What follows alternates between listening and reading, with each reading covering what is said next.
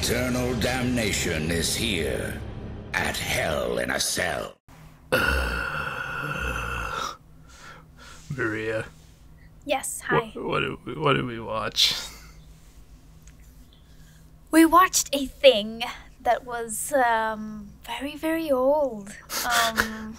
I do not remember it to be. I don't remember it to be this bad. I loved Scooby-Doo as a child. Maybe I should tell them what we actually watched first. You probably should, yeah. Yes. What did we watch, James? We watched Scooby-Doo, Where Are You? ? Mystery of the Mask, or Mystery Mask Mix-Up. I hate alliteration. I told you, James. Alliteration is the worst. Okay. Season 2, Episode 2. Original release date, September 19th, 1970. Our oldest cartoon. So far. Yep. So far. So far. Is it? When was Rocket Power? Oh, sorry, Sonic. Sonic was the 90s. Oh. I know it looked like garbage, but... True that. But yeah. Yeah. Animation director Charles A. Nichols. Yes. And directed and produced by Joseph Barbera and William Hanna. Yep. The mans, the myths, the legends. The mans, James. Yes. Okay. You know, they started Hanna-Barbera. I know, but you said mans instead of men. I know. I thought it was funnier. It was. I laughed. But don't take my word for it. I don't. Mariya, do you want to give us a plot summary? Of course. So, basic Scooby-Doo plot. The gang are in China. Wait, Mariya, where are they? Yes. In China. Are they? I don't know. That's what I said. We think. Are they? I don't know. James, I don't know. Are they? Are they in China or are they in Chinatown? No one knows. I don't know. I don't know. Anyway. Yeah, the gang are somewhere. So they're in somewhere that resembles China. And they, essentially Daphne finds an ugly mask and decides that she wants it because Daphne is weird. And she buys a mask, and two ghost people want this mask, and they start chasing the gang. Cut to weird chase scenes with the background moving and them just running on place. Them doing a lot of property damage in the process. And then crashing into a pile of fish. And then amidst the confusion and the scent of fresh fish, Daphne gets kidnapped as usual. And then they find a note that tells them that they have to go to a temple in the hills, and somehow Scooby is the smarter one here and actually figures out how to read the message. They go to the temple, and then they try to save Daphne, and then Fred and Velma gets trapped in a secret room place. Shaggy and Scooby have their usual shenanigans, and they try to. What was the name of the main villain? I forget. General something. Yeah, he's supposed to be like a dead general, and they're impersonating the dead general. Spoiler alert! It's a guy in a mask. Yeah, it's a guy in a mask. It's a guy in two masks, actually. Technically, yeah. Huh. He wore a mask, and then he wore another mask. Yeah. So yeah, Shaggy and Scooby come face to face with him, try to try to con him into, yeah, they try to con him, accidentally free Fred, well, my Daphne, and then they make a whole trap as usual. And as usual, it goes wrong, but somehow they still manage to catch all the three bad guys in a sack in the tree. I don't know how that happens. Somehow they probably just rolled a 20 crit success and it just happened. It's fine. No one's questioning it. And yeah, so these people are apparently running a smuggling chain. Yes. Yes, they there were was a running smuggling a chain. chain.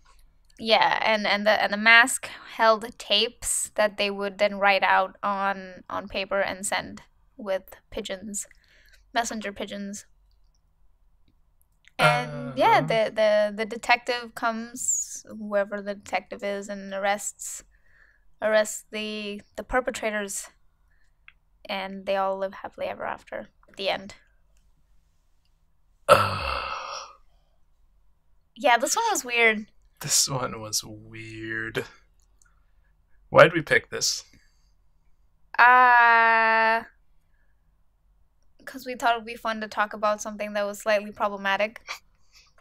How problematic was it? It could have been worse. You say that with the Shaggy and Scooby Chinese restaurant routine. Oh god, that was a pretty bad one, yeah. Yeah, I gotta say. That wasn't even a proper Chinese accent, even if they were trying. Jeez. It was bad. And then I don't know why they would half-heartedly have most of the backgrounds, the building signs were in Chinese, but then just that one shop was written in English, and it was like, no,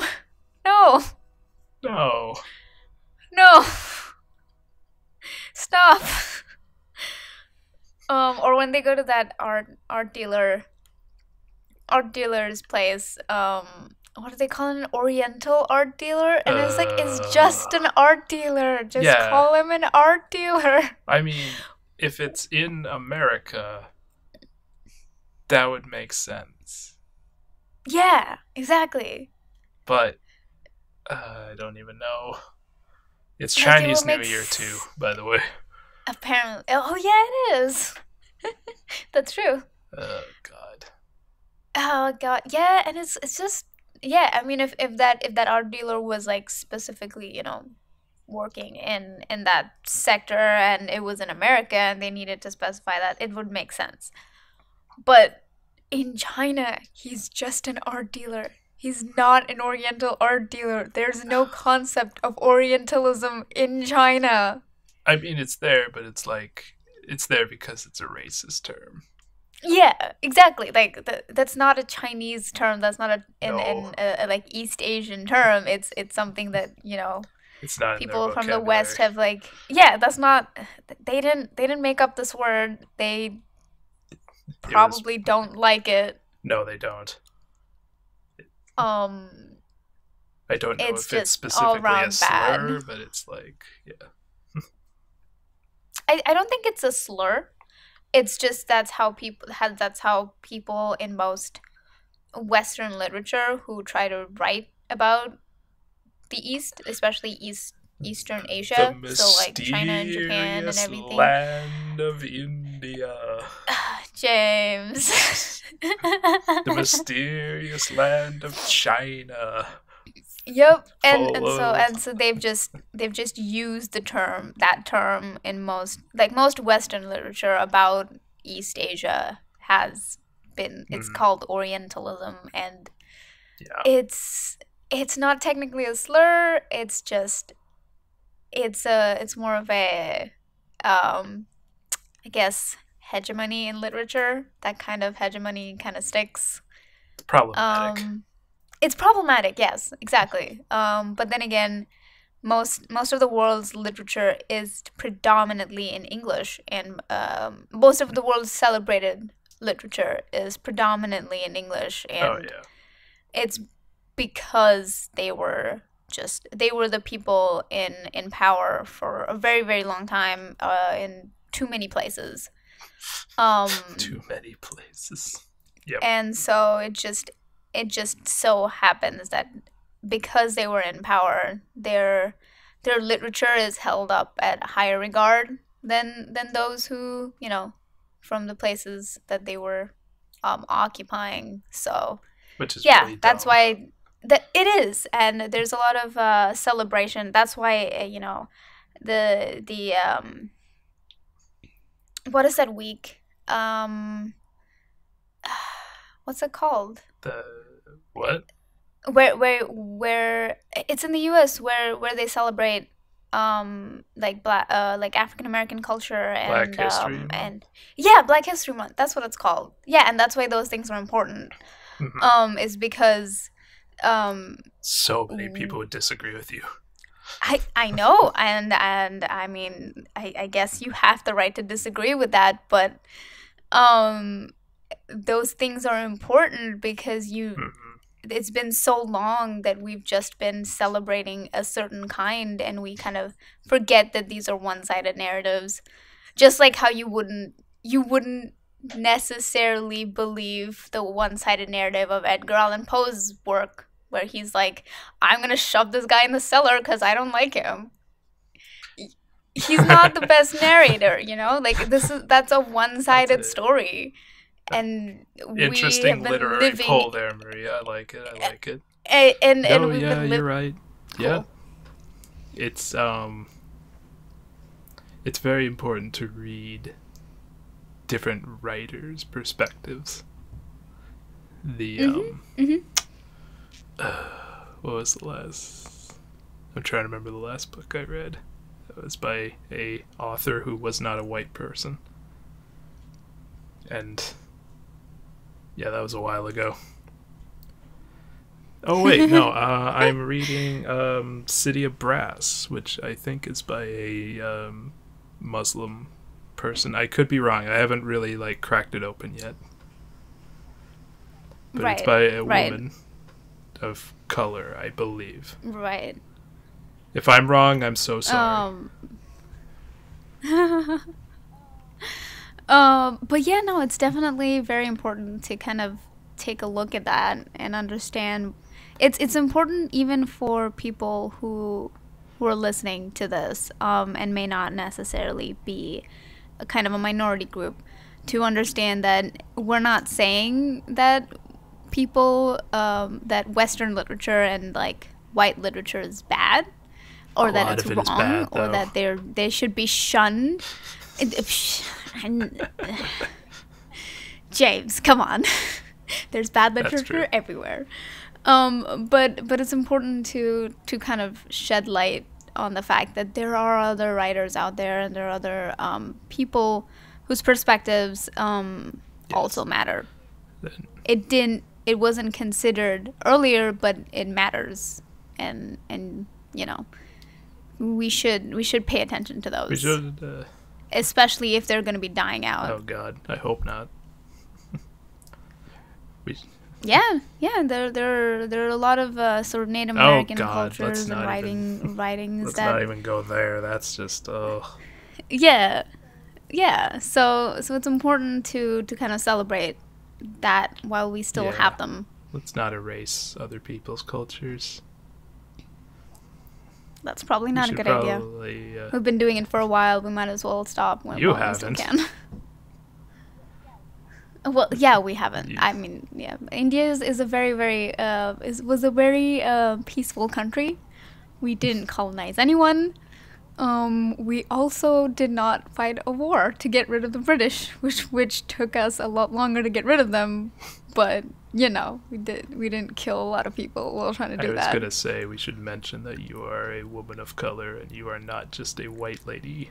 White-splaining. I am not a white lady. I am an Indian woman. I am the token minority person here.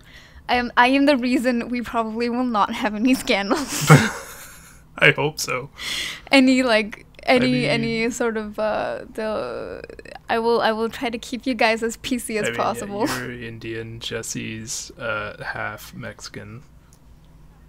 Emily and I are white as the snow. Riley is a vampire. Yes, we already know that. We have that minority taken care of.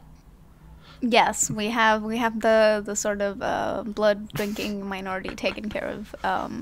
Like I said, we don't really know how old he is, but it's taken care of.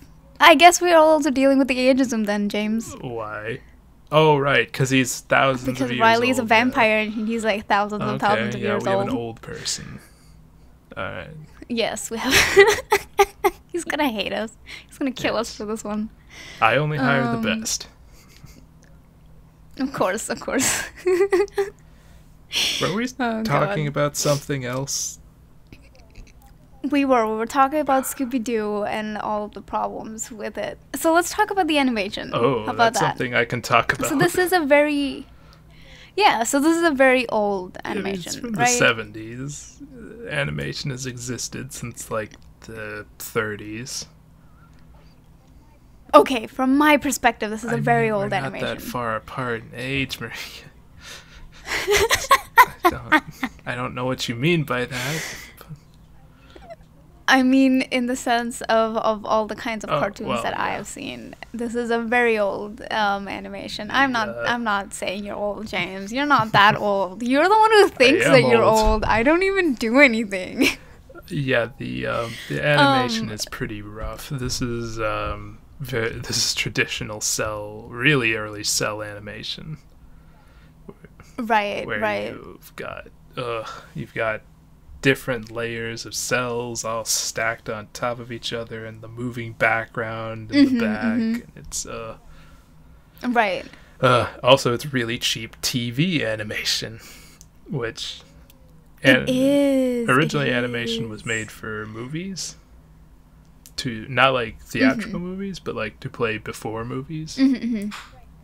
So the old Looney Tunes cartoons and all those actually had a pretty decent budget, which is why they still look pretty decent by today's, not great, but decent by today's standards. Right. Everything looked how it should, and there was artistry in how they crafted them. Whereas this was made on a shoestring budget for as little as possible and as fast as possible. Which is why you get those repeating backgrounds. Oh god. There was even like the when they were showing like the close up of like in front of the van, and how it was just a van, like the cells moving. Yeah, the early... Yeah, that was a the weird early one. Animation, limited animation was basically just moving the cell up. Figuring out creative ways to move the cell without having to change them out as much as... Right. So kind of like keeping as much as possible. And even, I think it was that one scene where... there was like silhouettes of the four, and when they were like looking up at the two ghost men, where the ghost men, they were in color, but there was just like silhouettes of the others of the gang. Gang. Just black. Just black, just pitch black. That was a little. Hey guys, we don't have to paint these cells. Hooray! Oh my god, the people that had to actually paint the cells, they did not care. Oh god, they were just no. They just like no. So many pieces that are just like off, out of the edge. It was weird. It was so weird. And then they also had 4 fingers, James. They did have 4 fingers, which is stupid. Was this before they figured out that 4 fingers was expensive, or? That's a good question. I'd have to find out. I do not know when the 3 fingers thing happened. Right. Because I mean that would kind of, I mean, I guess doesn't Mickey Mouse only have like 3 fingers? So there you go. As early as Steamboat Willie back in the 20s. Steamboat Willie. We might watch that one. Oops, we might watch that. Okay. One. Yeah, that one's really old. That would be fun to watch. Yeah. But yeah, they have 4 fingers. Which I guess if they cut off a finger, maybe they could have had some more. Also remember that one sort of frame where they did not care You'll have to be about how they drew Shaggy's hand. Oh, when he was holding the stick. That's just it's 7 at night. We have this one piece of this cell that we have to finish. Do it as quickly as possible and get out. Oh God, it's like, I don't know how many people over here draw. But you know how when you're trying to draw like hands, like fingers, which hands are hard. And yeah, hands are hard, fingers are the worst. But like essentially Shaggy's holding something in his hand and they just drew a circle and then made lines so that it looked like his hand was closed. Not even like symmetrical lines, they just drew. Yeah, they just scribbled in lines and it was freaking hilarious. And it's not like it's like in 1 or 2 frames. It's there for a while. Yeah, it's there for a couple. Yeah, it's not just like, okay, 1 frame and we kind of caught it because I'm weird. It was a few frames. A kid's not gonna care, but still, come on. Yeah, I mean, it is minding the fact that this was like I said, watching this again, I was like, this is so much worse than how I remember. There's a very logical explanation for all this. Quick, tell me. The place is haunted. Thanks a lot. And we're back after technical difficulties galore. Oh God. Yeah. Hello. I have no particular recording space, so technical difficulties is a regular occurrence for me. But yeah. What were we talking about? We were talking. Well, I was talking about how this is not particularly this episode, but just in general, Scooby-Doo. I remember it to be so much funnier and just weirder or just better when I was younger than I do now. It probably has to do with the fact that I'm actually paying attention to some of the things, like backgrounds and animation and cells. Yeah. And also, the color palette looks so much duller now for me as an adult. As a child, I was like, "Oh, this is so cool," but now it's just like, wow. Look at all that property damage. God damn. They didn't put a lot of effort into like the backgrounds or the character designs or much of anything. Yeah, and I mean it's understandable because these were for children, and we don't really pay attention to a lot of stuff when you're kids as you would when you're an adult. Mm-hmm. And since like this is also an older podcast, so it's not like people could sit and rewatch it again and again, right? It would air and I guess if reruns were just starting to become a thing. Yeah, so like I mean, at most you would see it when it was rerun again, and you couldn't just like rewind and like rewatch the whole thing like can right now, or just you'd have to pause it in the middle and yeah. You just enjoy it when it was showing. And so you wouldn't really pay attention to all this stuff, which now we can. Mm-hmm. Thanks to streaming services and Which streaming service did we use for this, Mariya? We used Verve, didn't we? We used Verve for this one. Yep. Good old Verve. It's great. Good old Verve. Subscribe to it. It's great. We're not sponsored, by the way. No, we're not. Unfortunately. Unfortunately.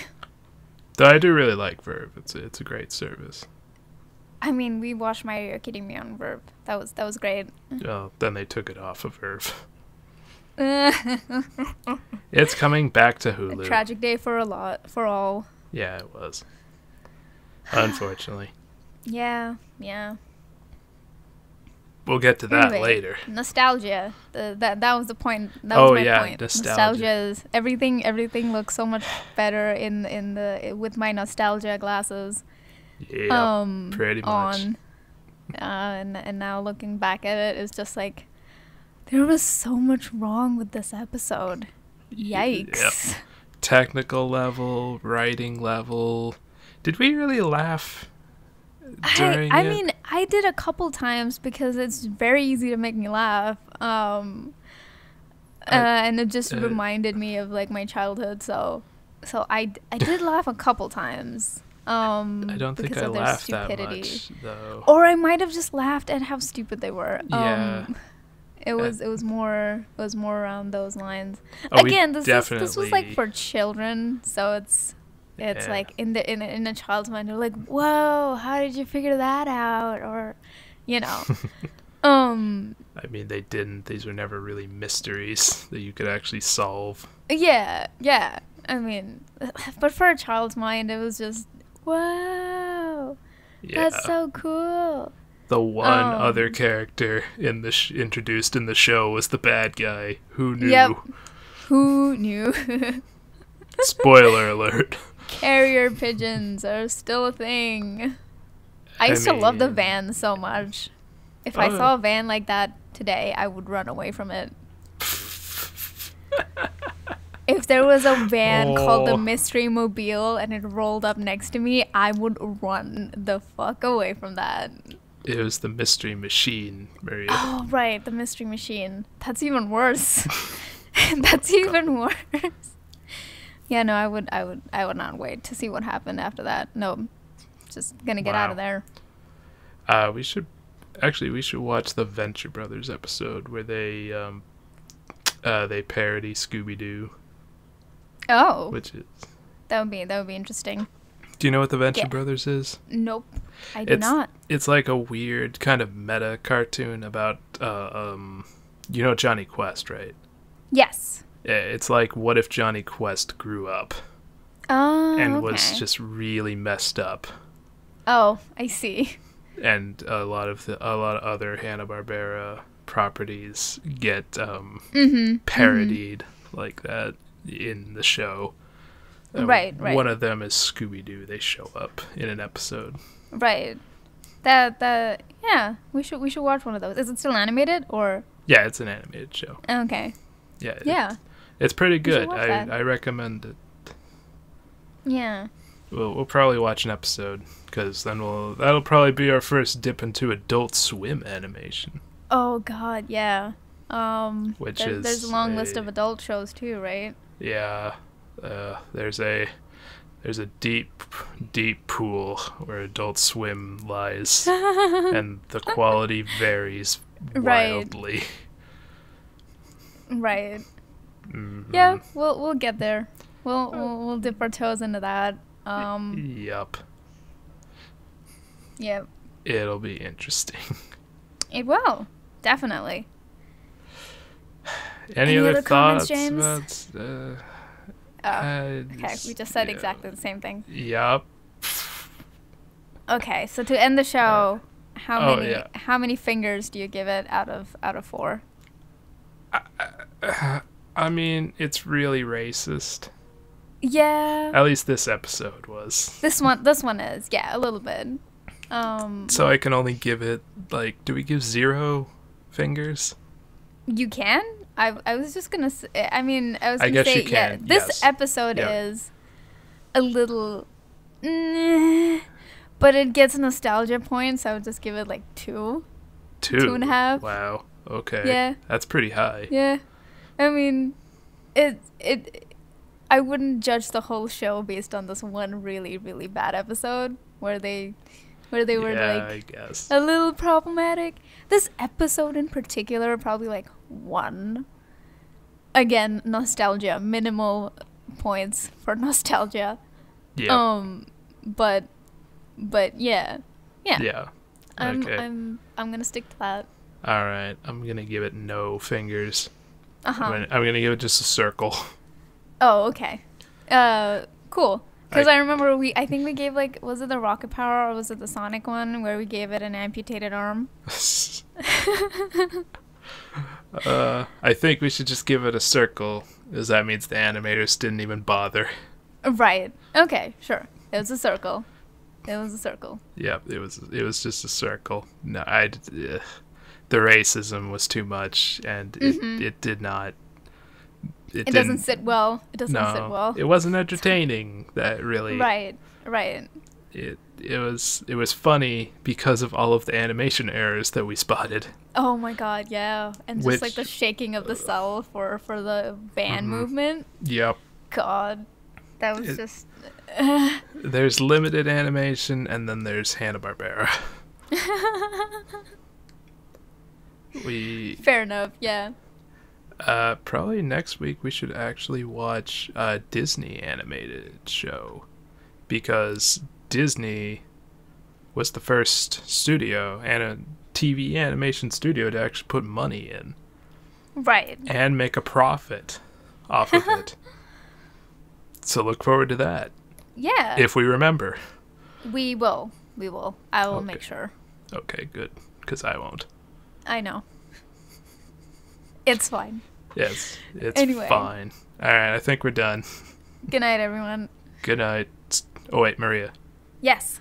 Did the Scooby-Doo. How? Good night. Good night.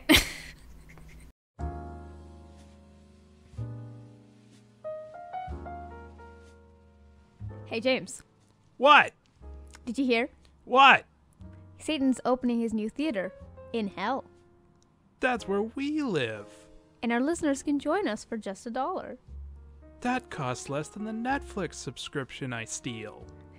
So head over to patreon.com/chaoticsilly to join us for our exclusive podcast, Movie Night in Hell. It's like hell in a cell, but with movies. So join us for our screening of A Scanner Darkly in Hell. Bring popcorn. No free refills.